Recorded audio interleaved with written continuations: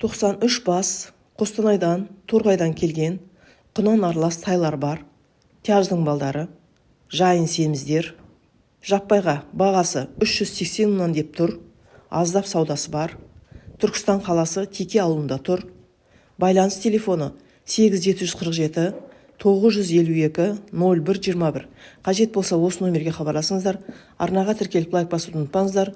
Өздеріңіздің 4 түлік малдарыңызды сатуға жарнама салғыларыңыз келсе, мына телефонға хабарласыңыздар. 8702 910 0705. Негізі әр қазақтың үйінде бір жылқы тұру керек. Болмай қалды.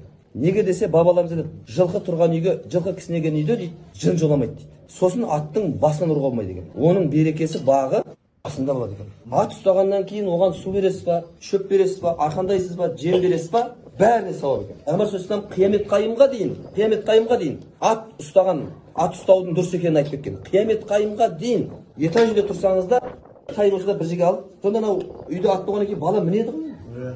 Мінеді ғой. Сол үшін біз ауылда қазір медресе бастап қойдық. Сода 56 бала оқытамыз. Бірақ аптасына бір күн міндетті түрде айғырға мінетін болады біздің балдар. Алтыншы класстан бастап. Міндетті түрде мінгіземіз. Өйткені айғырға мінетін адам көп, бірақ додан ішіне кіретін адам аз да.